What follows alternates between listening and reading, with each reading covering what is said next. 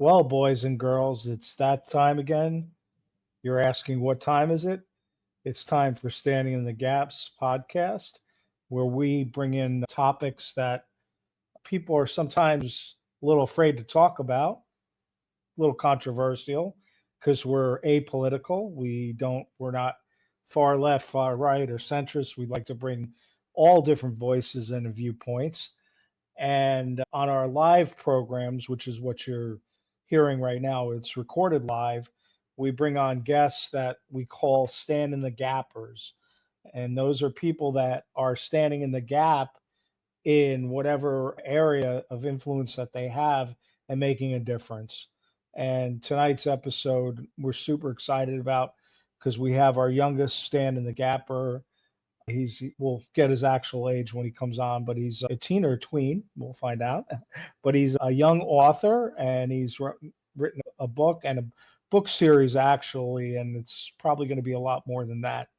And we're just excited to have him on with his mom.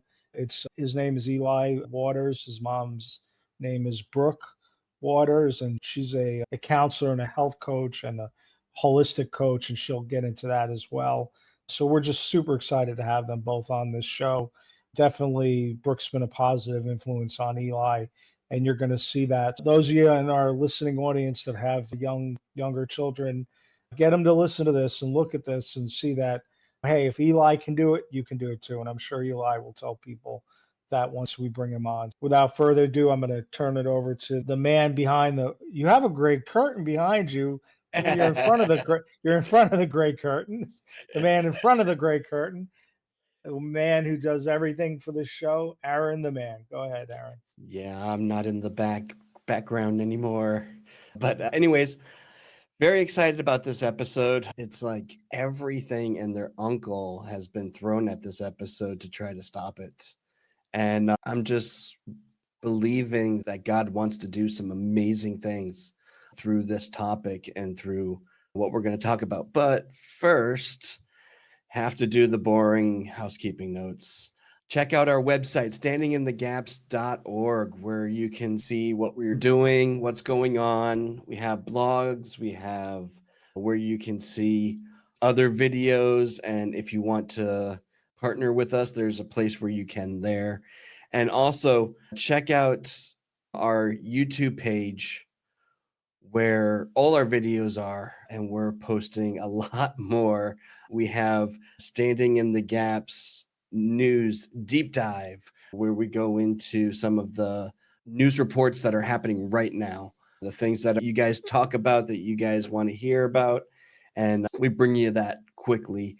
And also there's Standing in the Gaps historical deep dive, where we get into the history of different things. Like we had Al Capone, story about Al Capone on there. We had, what was the other one that we had?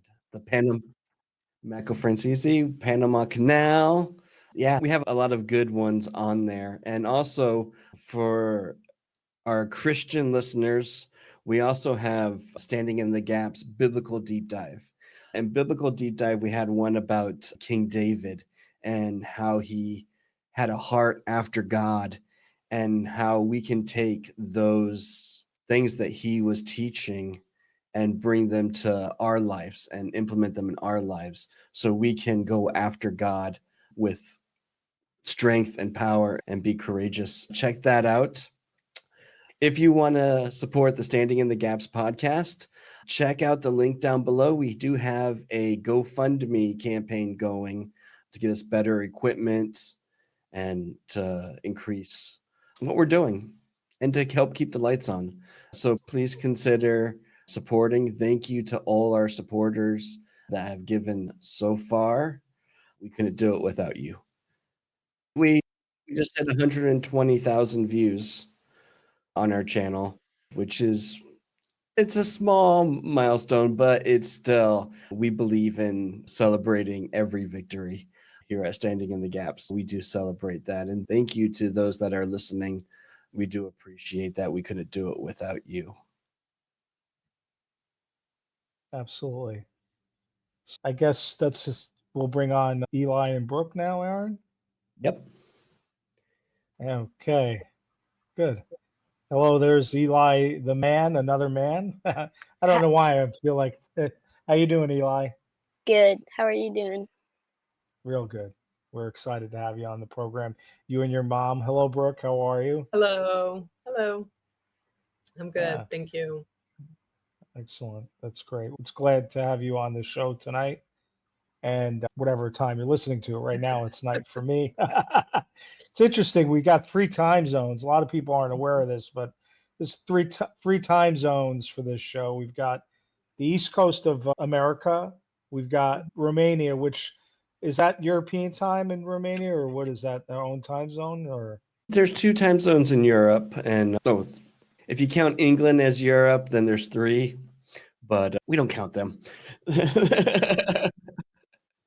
and then we've got me in Southeast Asia. So we've got three time zones. So it's great to have the technology working tonight.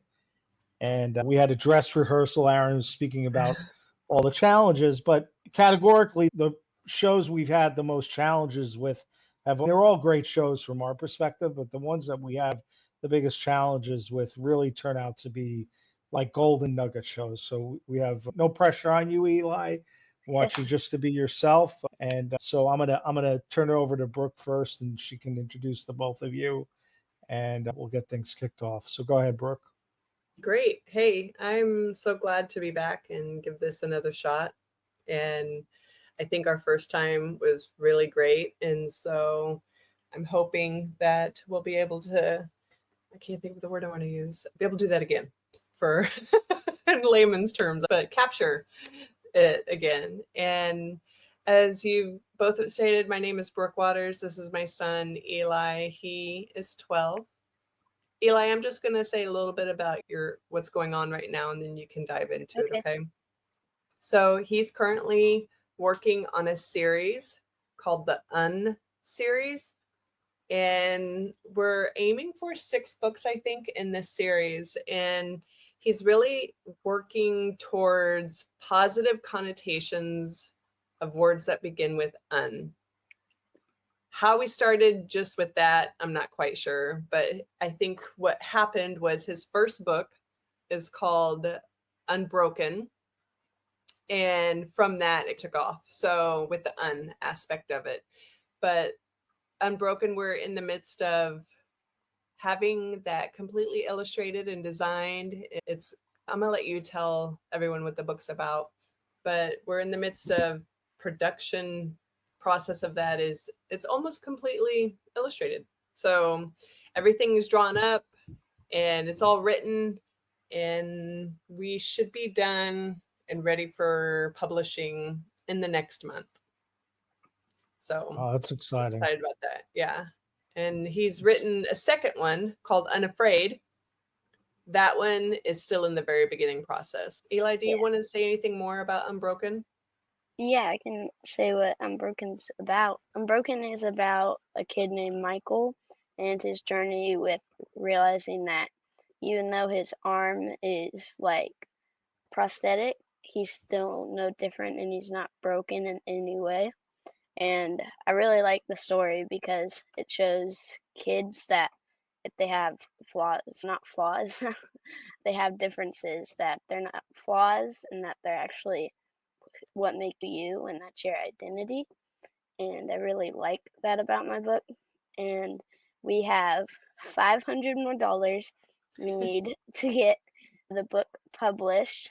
And I'm insane because of how what we started off with, how many people have been supporting me, and I've been really enjoying, I've been really feeling loved with it. And yeah. How much did we start out with needing? Do you remember? $2,200, which, yeah. Oh my Wow. gosh. That's great. Yeah, it really is. That's super. That's awesome. Let me ask you, where did you get the inspiration to do the Unbroken, your first book? How did it come to you?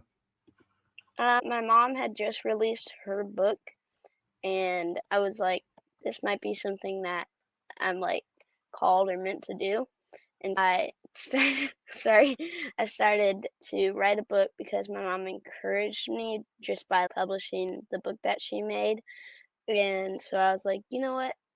I'm gonna try and write a book and see if this is what I'm meant to do. And yeah, I just sat down on the floor actually in this room and just got a notebook and started writing out like the base of the book. And then I accidentally, the first time I did, spelled unbroken wrong. And that was pretty funny once I realized that.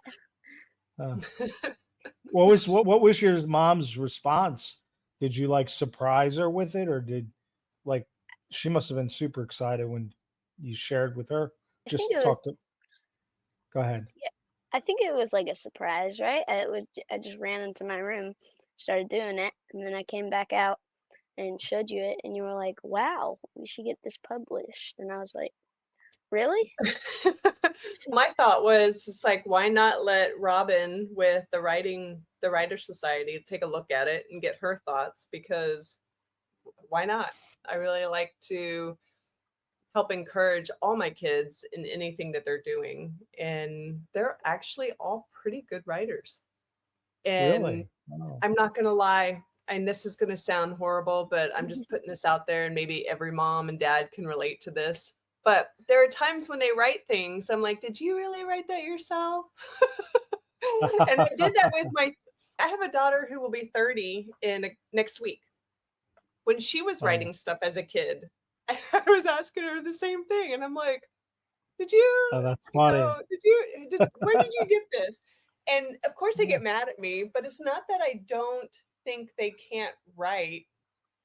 I don't know. I guess I'm like, this is so good. And it's sad. I know my first response is, did you actually do this? But I haven't really seen anything yet. And now it's without a shadow of a doubt. They're all great readers. They love to write. I have one who does an amazing job with cinematography, and she's only 14. And Wow. editing, I'm excited for all my kids and what they're doing. That's great. That's awesome. Eli has the creative. Did you know you were creative before you started this, or is this really your first creative endeavor? You've been doing stuff. Go ahead. I would say I knew I was creative before this. I would do some pretty interesting stuff. Like I used to, once we had a two-story house, I used to wrap a bed sheet and tie it and then just like swing on the banister going down. Yeah. And we almost broke the banister, but that was creative. Sure He was using was. it like silks. You know how silks like Cirque du Soleil? Yes, That's so what he cool. was using it as. We'd put mattresses, not mattresses, but like cushions on the bottom and jump off the stairs and land I on the can't. Wow. Eli, have you ever broken a bone? No, the funny part. Wow. That's a miracle right there. It's funny you're mentioning what. No, go ahead. Don't go You ahead. got it. Oh, no. No, you just reminded me of when I was a kid. What I did was I took lemonade and tried to make an ice skating rink out of my mom's kitchen floor. I took the lemonade and Wow. spilled because I put in I thought it didn't work as I'm sure you're more successful with yours. Or did the banister break? Did it almost break? It was like wiggling at the end, which Ah, we had to stop. Also, right. I actually did something like that with my best friend. So we like sprayed soap, like literally gouged the floor with soap, and then would run on the tile because it was tile, it would be so slick, and we'd Yeah, like yeah. slide across it. Oh, Oh, there Yes. you since we're The sharing joys of stories, childhood. since we're sharing stories, I was young. I lived in Hawaii, and when I was young, I took roller skates, and I would hold onto my dad's Volkswagen Beetle as he was driving it. Yeah, big mistake though. It was Halloween day.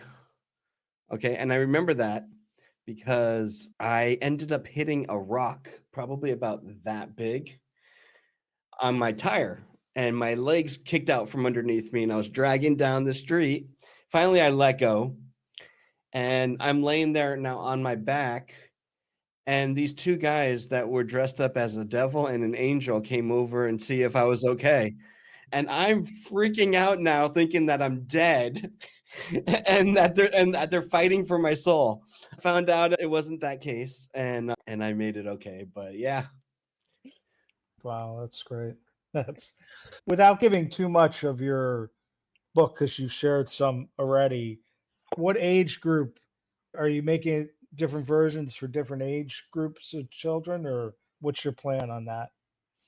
I'm hoping to, yeah, make a younger and an older version. I want everybody to be able to read it, like any age. I don't want to be like, this is a certain age that you should be reading it at. I want everybody to Mhm. feel free to read it because this is, some adults could really use what's in that book too.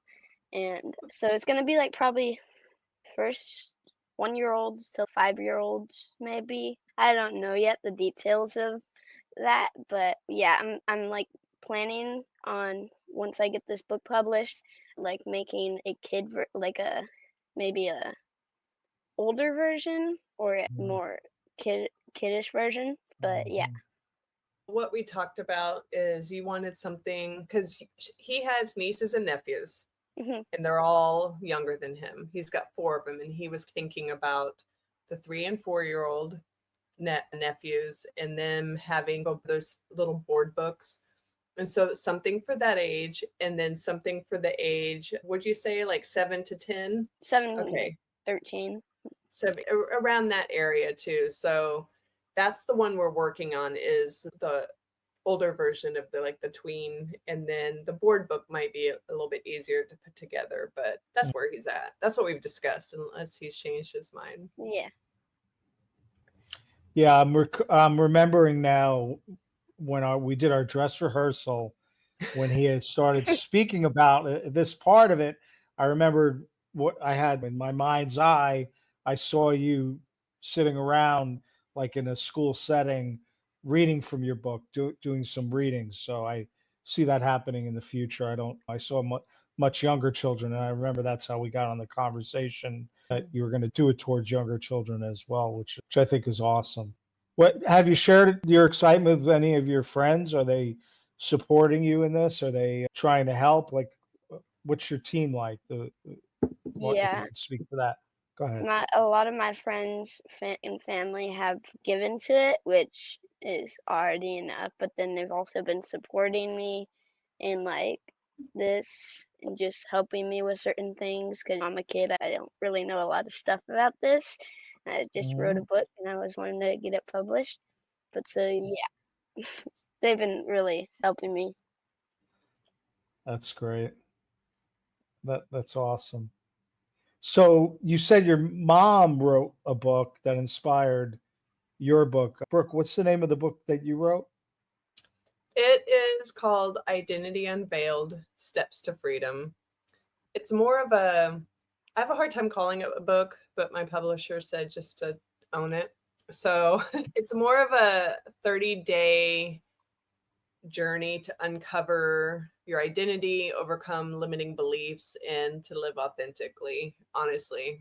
And there's just a lot of questions to help you to process and walk you through that journey. And I have a couple other ones that are more low key that I have one on emotions to help people just learn how to process their emotions, and then I have another one on gratitude. It's an intense exercise because just the purpose of it, but really the gratitude exercise that I have with that journal is every day just writing 100 things that you're grateful for. Hmm. And and you do it for 60 days. And it's Mm. fantastic to see the shift that happens over that 60 days and what people become grateful for. And it Mm. is hard to get to 100 things every day, but that increases as you go through the process. And that's always been very encouraging just to hear feedback on that. The Identity Unveiled is available on Amazon. It's also available Kindle, and that I've had someone say that they are making it a mandatory book for their classroom. I know it's people have really responded well to the book, and I'm No. excited. I'm working on a high school edition. because I don't see why I wouldn't even try even a teen, just a younger one, because it's important for all of us to uncover who we are and to be able to, because we all have to do that. We all have to uncover who Sure. we are. We all have to overcome limiting beliefs, and we all want to live authentically. And I think that itself is our path to wholeness, even though it's different for each of us. That is what we need. So I like to help people in it. And that answered a question I had, because I was wondering, like, the people that read the Eli's book will Mhm. probably end up going into your resources afterwards. I think that'll be Hopefully, great if you could, maybe. yeah, if you do the same age group. That's really cool. When I was in college, I had a gentleman that had one of the suite mates. I lived in his dorm room on campus, and he had a prosthetic leg, and his attitude was so great about it. He'd actually sit there and drink beverages out of he'd take the leg and pour beverages just to show people. He did that like the first night, and it broke the ice. It made everybody come. But think about what you're talking about, Eli, with your book, that we didn't feel like, after a week or so, we didn't even notice that he really had it, or he was just like us. We actually, was a talk of the town for a while. Parties, people come around him, and it's all about the attitude. So I think it's really going to help people, not only that have prosthetics, but many children in that age group, that two ways inspiring them to write the book, but actually what Michael goes through as well. So you got a 2-for-1 with you, because you as an author are going to be inspiring, plus the book content inspires it. Now, are you done with the editing process, or is it still being edited? So editing's like the words, right? Yeah. Yeah, that was done pretty quick. Okay. Yeah, mostly right now it's just illustration, and Hmm. then once that is done, sorry, once that is done, we will probably publish it. Yeah, we might. Yeah, we'll have to format and add the little nuts and bolts to it. But for the most part, Details. we're just really waiting on the illustration. So how'd you meet your illustrator? Actually, I met him through another book called PK and the Guardians of the Heart, and Randy Hill is the author of that book, and I actually know Randy Hill, and I really liked the illustration in that book and the cartoony aspect. It was really fun. And so when I was like trying to figure out who I wanted to illustrate my book, I was like going through a bunch of things. Like, for a second, maybe it was about to be watercolor, but then I was like, and then the whole time I was like, I really want Jordan Burt to do it, the koala guy. And my mom was like, yeah, we can try and get him. So we did get to go on a call with him and talk about it, and he said he would do it. And so I got the koala guy. Very cool. But yeah, I Yeah. met him through one of my friend's book because my friend had him as an illustrator. Nice. Wow, that's cool. So it's not self-published, it's being published through a company. What's the name of the company, Brooke? TWS, the Writers Society by Robin Okay. Smith. Okay. So there's a whole distribute. Will it be available on Amazon also, or just Mhm. how's that work? That's where I know for sure right now. Eli is hoping to get into Target and Barnes and Noble. Target and Barnes and Noble. Those are the That's two right. places he's aiming for. Now I remember that. He wants to go Yes. in and just autograph it for people while they're on the shelf. Yes, yes. We Now have I'm remembering our Eating joyrides, right? Oh, yes. Funny. Yeah, I remember when we doing the dress rehearsal, we were talking about what happened with the author of The Shack, how it got on shelves that they didn't think were going to be on. I don't know, Brooke, if you know the story behind that, but it was quite a great thing that happened with his book. And I'm sure Eli is determined, and I think it's going to be a great book. I have a friend that has his book in all the libraries in Canada, every school library. So once it is published, I'll be reaching out to him. His was about a child of color that realized that wasn't his identity. I don't want to steal the whole story of his book, but he was able to get that into all the books libraries in Canada. So we're definitely going to pass your book along to him to see what happens. So that's That's great. the book's going to have a life of its own. Once it's out there, it's just awesome. And how old are you? I'm 12. I turned 12 Wow. last December. Wow. Yeah. Wow. Wow. 12 years old. I don't know a lot of 50-year-olds who'd be willing to do what you did, putting a book together. It's a major accomplishment. Yes, this book has gone to like a height that I did not know it was gonna go to. My mom has really helped with that. And what's it called again? The word to spread like the book. Market? Yeah, Promote? really help promote. Yes, promote. Uh, We made some like fun little poster things of the book and a truck or something that's like crash. It's really cool though. It's kind of wow. cool. You got to send that to Aaron for sure. Some Yeah. of the promotional stuff, so we could have that up on our site Okay. for sure. I'm sorry. Go ahead, Brooke. Oh, no, I was saying, yeah, okay, I'll get it too. I thought you had a thought that yours. So you mentioned initially the first time we talked, because our podcast is a political, social, and economical commentary program. So you said, "Oh, politics. I'm all into that." Eli, why Like are you into Charlie Kirk. politics? You like? Oh, you just hit a good one with me, my friend. Yes. Did you? Yes, Charlie Kirk is awesome. He really is. You watch him a lot? Yeah, I sometimes watch him. Like, I think I just saw him on YouTube and I was like, this dude's pretty cool. So yeah, I Yeah. started watching him and Yeah. then I guess I realized that he was a pretty big dude doing some cool You know stuff. what? One thing that I like about him is that he's not apologizing for being a Christian. Yeah. Yeah. And that's something that I want to keep solid in my life too. And you probably want that too, Eli. I know that when we did the first recording, you were talking about how, and I know this is probably getting off the subject, but you were talking about how the church was hurting people and how this book would heal that Yeah. when it comes to identity. Yeah, I would say that the church is hurting, well, the like Southern Baptist like ideals and stuff that can really bring people down because they teach that God is a punishing God. And I like to think more not like of God as not like a leader, but more as like a father because he's not sitting at a table saying, "No, I'm gonna strike you down for doing that. I'm gonna cut off your head for doing this." And I really think he's not like that and that he's more of a father aspect. Yes, he's sad when like how a father is when you do something, but he's not going to leave you for that because there's nothing that father would leave you for. There's nothing that God would leave you for. Yeah. That's good.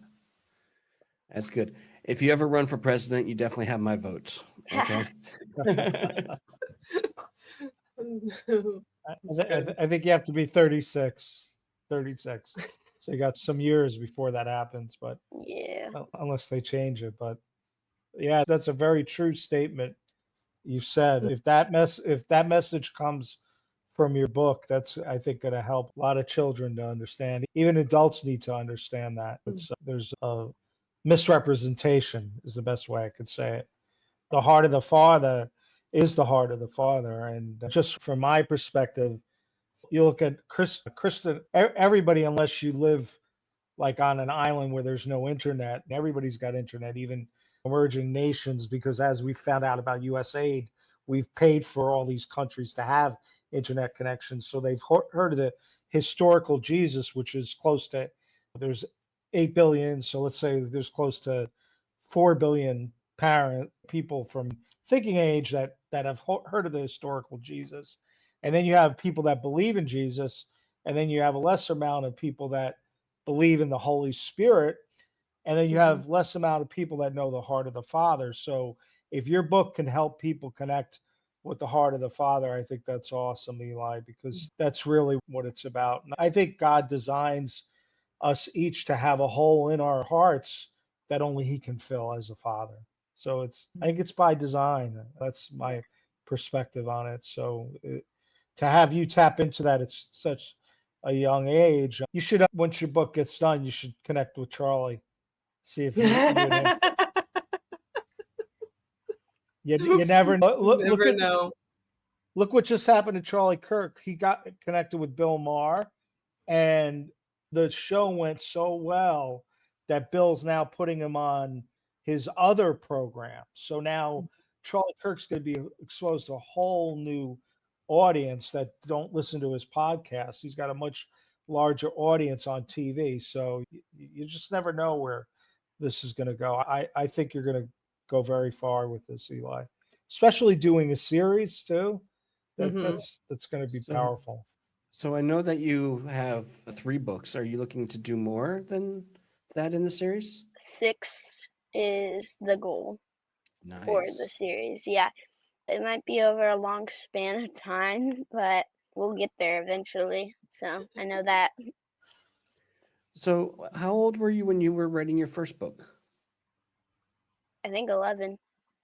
Okay, Because it was last year, I'm pretty sure, like Wow. around okay, so January. you did 3 books in about a year. The 3rd book, I'm still in like writing and getting thoughts for it, but I did 2 books in about a year. Yeah, Wow. it's good. Very cool. Should start your own little writers club amongst people your own age. I did actually do like a little group of like after I was done with school and when I was like, how old would you say I was, Mom, when I did this? You were 8. I was like 8. Wow. And I actually did do a little like a reading group with a bunch of other 8-year-olds for the PK and the Guardians of the Heart book. And so yeah, I did that.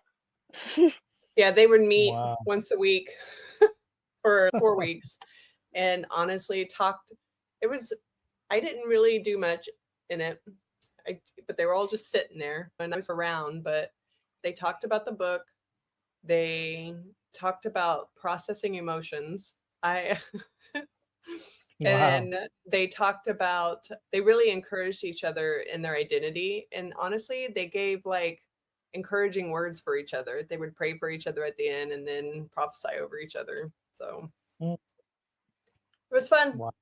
And the thing is, like, kids at that young of an age, it comes very easy. And for them, they don't see it as, oh, wow, this is just, I can't believe you guys were able to do that. It was natural. They were able to just, I mean, I think it was awkward the first day because they're like, what are we doing? But it was fun to watch and the process. And I thought it was great that Eli was like, this is what I want to do.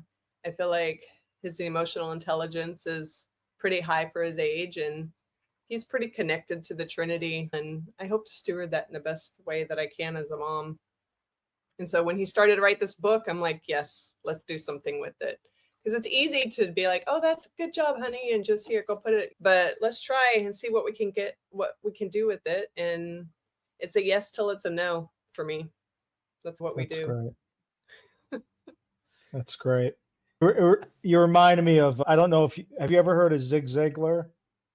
Okay, he's Eli. Zig Ziglar was a motivational speaker, Christian motivational speaker, and he did two things very famous for. Number one, he'd say, he was from Minnesota or Mississippi. So he'd say, "You are a child of God." He'd always say that to his audience, and he would end a lot of his talks by giving the solution to the problem with the education system that we have in America. And back then, the education system was much better than it is today.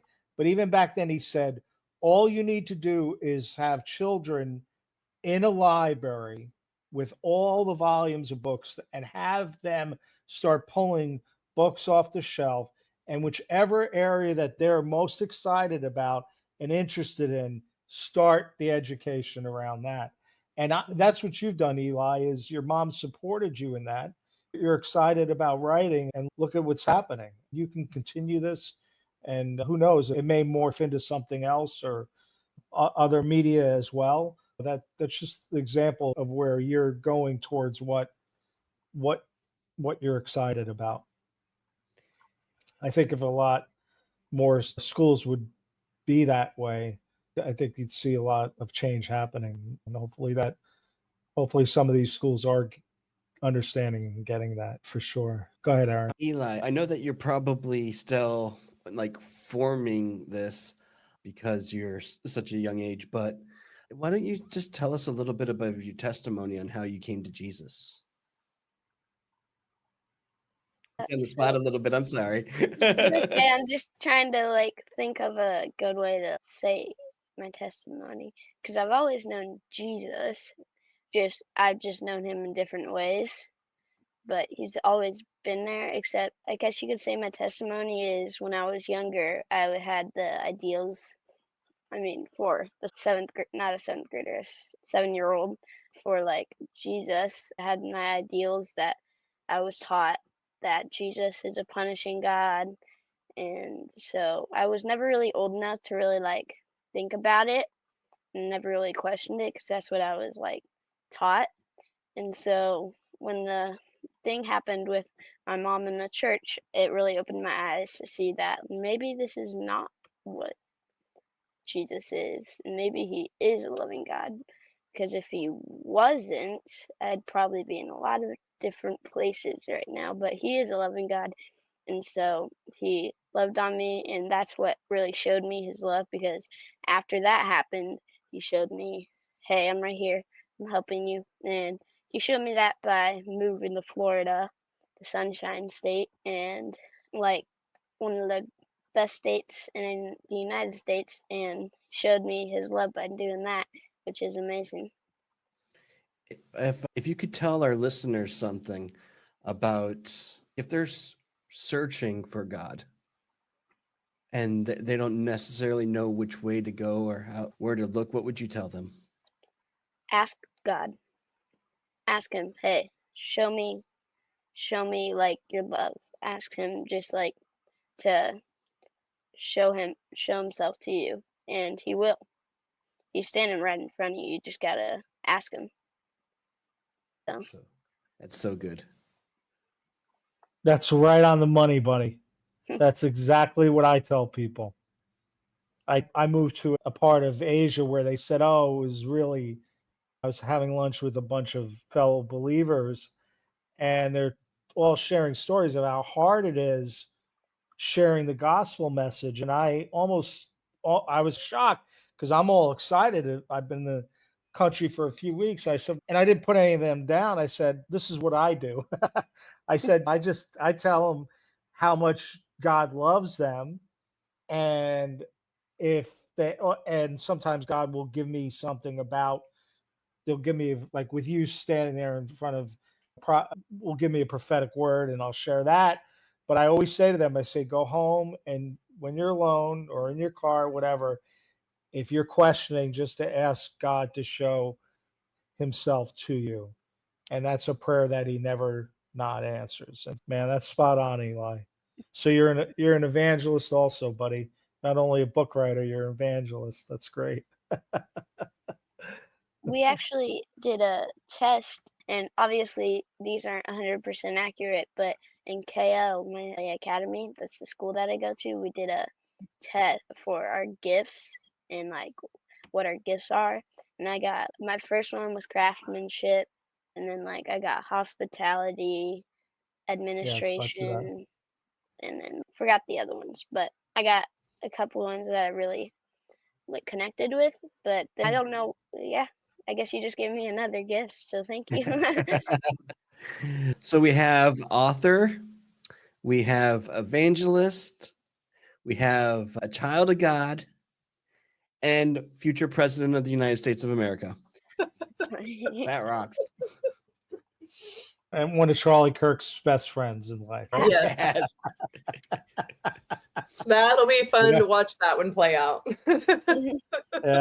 Yeah. If you get a chance, I'm promoting this to my listeners. It's called Random, is Bill Maher's podcast, and Charlie and him, it was a great show. It's he was showing who Jesus was, because here's Bill Maher drinking bourbon or whatever he was drinking and getting high, talking to Charlie, and Charlie was just like, oh no, you're not offending me. And they just kept talking, and it was a really good show. He got Bill Maher to admit that he got Bill Maher to admit that if Bill Maher is wrong, he's going to live forever, and he's good with that. So he got Bill Maher to admit that Bill Maher could be wrong. I was like, wow. Yeah, that'd be great to live forever. The episode of Random with Charlie Kirk and Bill Maher is rated PG-13, so we do ask for parents to view before thinking about showing it to children. It is a very adult episode. And so, which is what we all believe. But I just, Eli, as we started winding down here, if you could, I want you to talk to the parents of children and what you would say to the parents to help them to inspire their children, and then speak to those children that maybe want to be an author. Break it up a little there. If you could start off by, what would you say to inspire the parents of children to get them to become creative? I would say if your kid walks up to you and asks to do something that's like, hey, mom, can I buy a skateboard? Kids aren't usually wrong when they ask stuff like that. Because they usually, that's probably part of their identity. And so you want to encourage it by saying, yeah, we can just encourage them with that and be helping them with that in any way you can. Even if it's not buying a skateboard and it's just encouraging him to raise the money for a skateboard, and so that he can see and go through the challenges of finding his or her real identity.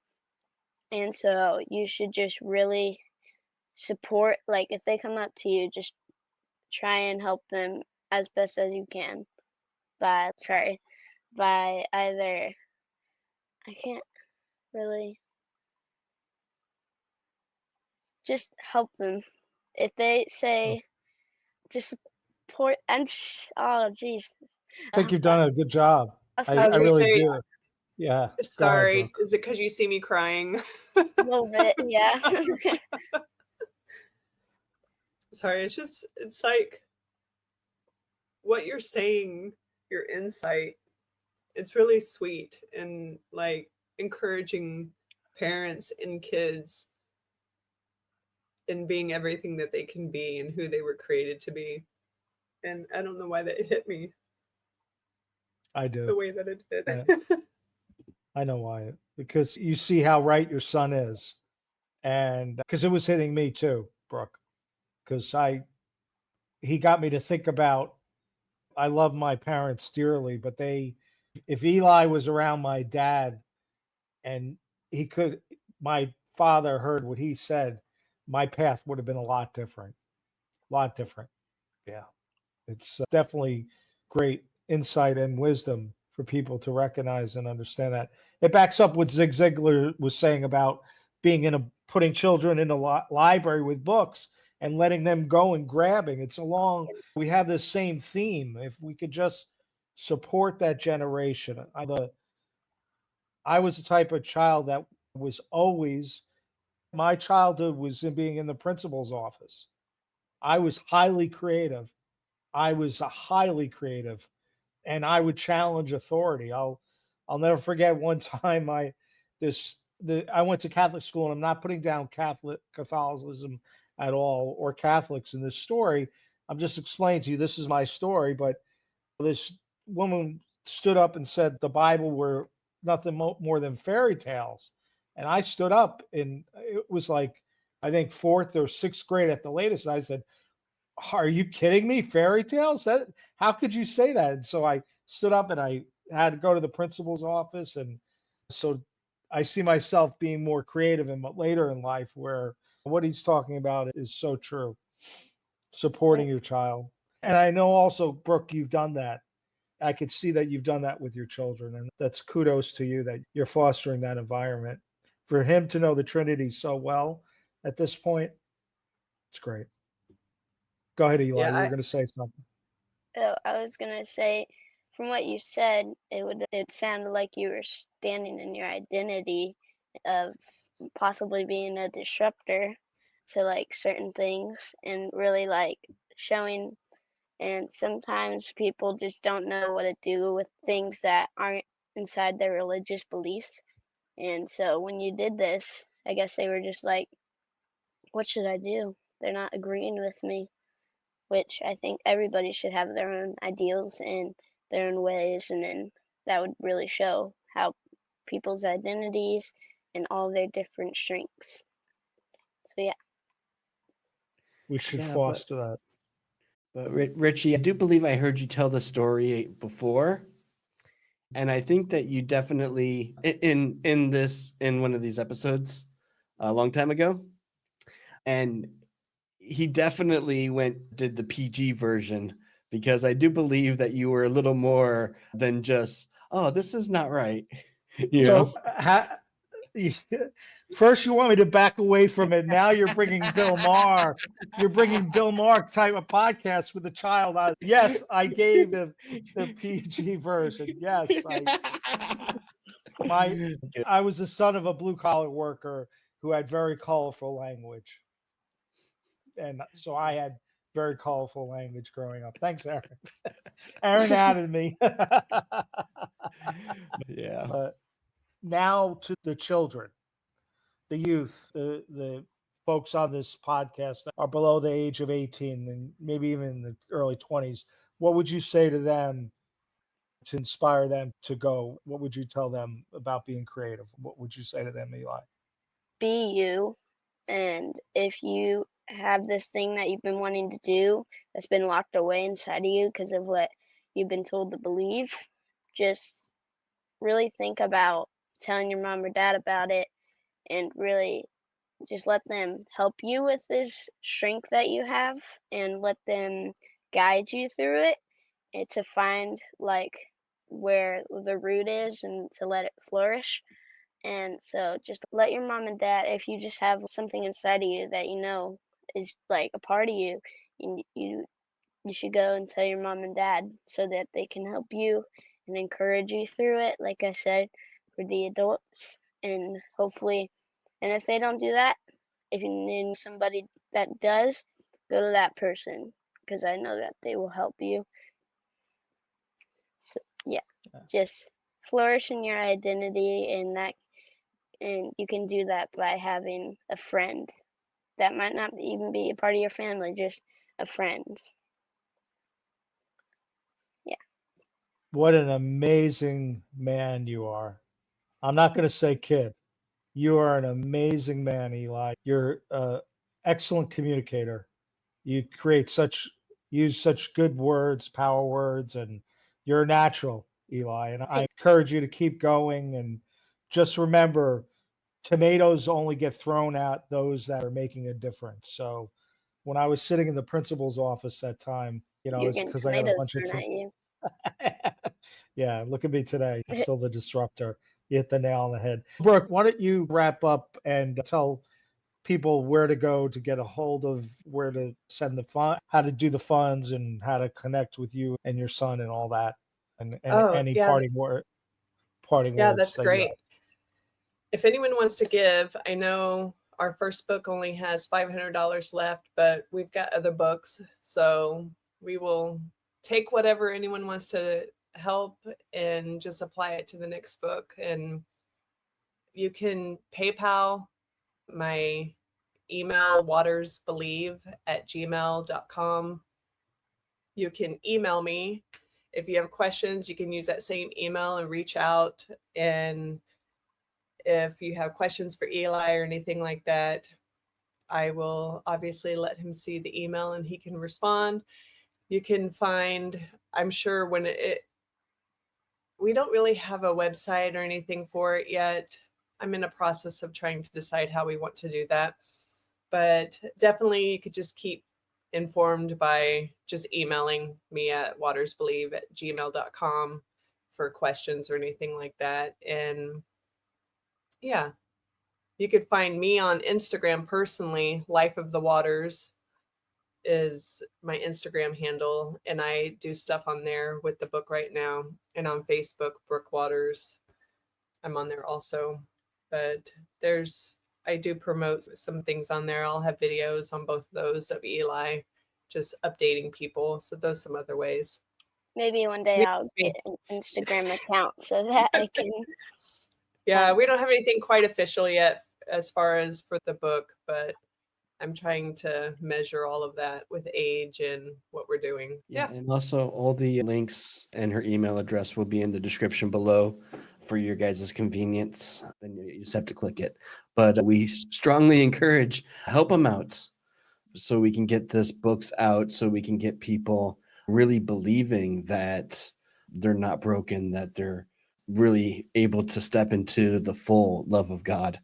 Eli, I was also wondering if you can, we usually don't do this on our broadcasts, but I was wondering if you would be willing to pray for the kids. Oh. Yeah. Let me get comfortable. Lord, I pray that you help these kids in their identity and strengths, Lord, and that you help them flourish. And I pray that you keep them believing, Lord, and never let them sit off the path that they're meant to be on. And Lord, I pray that you would they would find the strength to talk to whoever to help them with these strengths that they have. And I pray you give them peace when they do it, Lord, and I pray that you give them comfort. In Jesus' name, amen. Amen. Amen. Yeah. Yes. Great way to end this program. Boys and girls, and we actually do have boys and girls. I say that just because we're all boys and girls at heart. So, boys and girls, it's been a great episode, great time with Eli and his mother, Brooke Waters, Eli and Brooke Waters. And just want to encourage everybody to think about giving into this boy's future. And we'll be on again next month live. Look forward to the next live program. I don't know. Do you have any closing words, Aaron, that you want to say at all? That's pretty much it. Don't forget to like and subscribe and let us know your thoughts in the comments. Check out our videos and make sure that you click on the next video that's coming up in a few seconds. Just more of what we got going on here. Yeah. And remember this, the best with a capital B is yet to come.